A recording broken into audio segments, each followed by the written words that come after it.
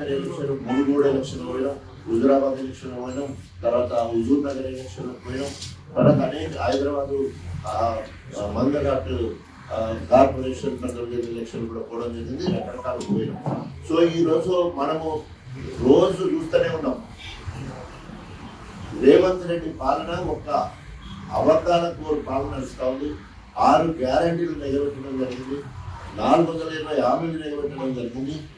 రోజుకొక మాట నిన్న మాట్లాడతాడు రేవంత్ రెడ్డి, నిన్న మాట్లాడతాడు బీఆర్ఎస్ పార్టీ భూస్థాపితం చేస్తున్నట్ట, మొత్తంగా సమాధి చేస్తాడు. బీఆర్ఎస్ పార్టీ తెలంగాణలో సమాధి చేస్తారన్నమాట. తీవ్రంగా సిగ్గుండాలి, శరం ఉండాలి. నీకు సమాధి కట్టబోతా ఉన్నారు, నీ అనుచర క్యాబినెట్ మంత్రులే నీకు సమాధి కట్టబోతున్నారు. నువ్వు మరి విదేశీ పర్యటనలో వారం రోజులు పోతావట, ఇక్కడికి వచ్చాక నీ సీట్ ఏమవుతుందో తెలియని పరిస్థితి ఉన్నది. అలా పేపర్లో చూస్తూ ఉన్నాం. ఇలా కాంగ్రెస్ వాళ్ళని తిరగబడితే మళ్ళీ చంద్రబాబు నాయుడు సంఖ్యలో చూడటానికి నువ్వు రంగం సిద్ధం చేసుకుంటావని కూడా చెప్పడం జరుగుతుంది. తస్మాత్ జాగ్రత్త రేవంత్ రెడ్డి.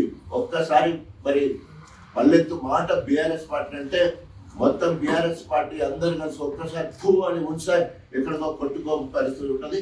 అది ఒకటేమో ఆ మాట అన్నాడు. రెండో మాట ఏమన్నాడంటే ఒక రాజ్యాంగబద్ధమైన పోస్టులో ఉండి, రాజ్యాంగ పరిధిలో ఉండి, ఆయనను రాజ్యాంగాన్ని పరిరక్షించే ముఖ్యమంత్రిగా ఉంది. నిన్న సంఘ విద్రోహులు మాట్లాడినట్టు బీఆర్ఎస్ పార్టీ గద్దలు కూల్చండి అని చెప్పేసి మాట్లాడారు. బీఆర్ఎస్ గద్దలు అంటే అవి సమ్మక్క సారలమ్మ గద్దలతో సమానం. వాటిని ముట్టుకుంటే, ఆ గద్దలను ముట్టుకుంటే భస్మం అయిపోతారని చెప్పేసి కూడా హెచ్చరిస్తా ఉన్నారు. ఎవరైనా రేవంత్ రెడ్డి కానీ పరివేశ్వర్ కానీ లేదా కాంగ్రెస్ తొత్తులు ఎవరైనా కనుక బీఆర్ఎస్ పార్టీ గద్దెల దగ్గరికి వస్తే మాడి మష అయిపోతారని చెప్పేసి అది సమ్మక్క గద్దెలకు ఎంత పవర్ 60 లక్షల సభ్యత్వంతో తయారైన గద్దెలవి. మొత్తం ఒక గద్దె అంటే అది తెలంగాణ అస్తిత్వానికి, తెలంగాణ ఉనికికి, తెలంగాణ ఆత్మగౌరవానికి ప్రతీక. సో అలాంటి గద్దెల జోడి ప్రతాన్ని మాట్లాడాలని తీవ్రంగా ఖండిస్తున్నాం.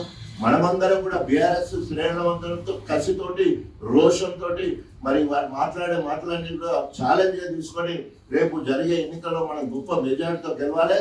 తప్పకుండా మున్సిపాలిటీ మీద గులాబీ జెండా ఎగిరేసే వరకు మీరందరూ కూడా కంకణబద్దులు కావాలని మనస్ఫూర్తి అందరూ ఏమీలు అందరూ కూడా ప్రచారంలో దిట్టలు ఉన్నారు.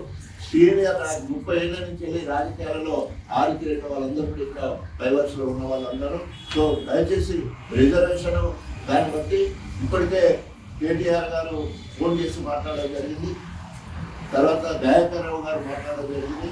అదేవిధంగా పోచపల్లి శ్రీనివాస్ రెడ్డి కూడా మాట్లాడి వెంటనే మీరు ఆస్పిరెంట్స్ ఎవరైతే ఆశావాదులు ఉంటారో వాళ్ళ పేర్లు పంపించాలి. సో పార్టీ పరంగా బీఆర్ఎస్ పార్టీ సెంట్రల్ కమిటీ దాన్ని మరి ఏమంటారు, దాన్ని సర్వే చేసి ఎవరైతే బాగుంటుంది అనే ఆలోచనతో వాటి పార్టీ నిర్ణయిస్తుంది. ఎందుకంటే పార్టీ నిర్ణయించి మీ పేరు మీద అక్కడి నుంచి బీఫామ్ వస్తుంది అక్కడ పార్టీ నుండి. కాబట్టి మీ పేర్లు ఎవరు ఏంది అనేది ఎంక్వైరీ చేస్తారు. 2 అంశాలు, గెలవడం కోసం గెలుపు గుర్రాలకి టికెట్ ఇచ్చే కార్యక్రమం, పార్టీకి చేసిన సేవలు, ప్రజల్లో ఉన్న మంచి పేరు, ఇంకా మిగతా కష్ట సుఖాలు చూసుకుంటారు, కార్యకర్తలకు అందుబాటులో ఉండడం, ఇవన్నీ చూసిన వాళ్ళని సెలెక్ట్ చేస్తారు. వాళ్ళకు మన మీద ఎవరి కోపం ఉండదు. కాకపోతే ముందు కౌన్సిలర్ల మీదే ఎక్కువ కాన్సన్ట్రేట్ చేయాలి. సో చైర్మన్ అనేది తర్వాత విషయం. రిజర్వేషన్ బట్టి చైర్మన్ వస్తే తర్వాత ఎప్పుడు వస్తుంది, మనం 12 గెలిస్తేనే వస్తుంది. మనకు 18 ఉంటే మనకు ఆల్రెడీ ఎక్స్ అఫీషియల్ మెంబర్గా ఎమ్మెల్యే, ఎంపీగా 2 ఓట్లు వాళ్ళకు ఉన్నట్టే లెక్క.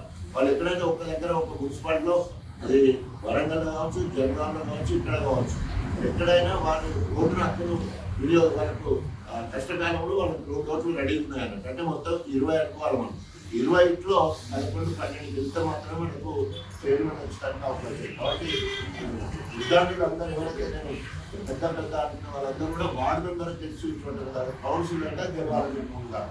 సో తర్వాత కాంపిటీషన్ అనేది చైర్మన్ కాంపిటీషన్ తర్వాత విషయం. కానీ ముందుగా వార్డులకు ఎవరు పెద్ద చిన్న కార్యక్రమం ముందుగా కౌన్సిలర్గా మనం అప్లికేషన్ తయారు చేస్తున్నాం.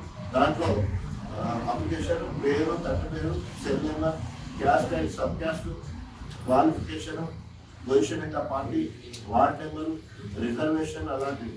So signature of the candidate ఇలా ఏదంటే వాడించాలి కూడా సంతకం ఉంటుంది. Local to global news at your finger tips. మీ చేతిలో ఒక ఆయుధం. Download Raa TV app. Media India legend Ravi Prakash is back.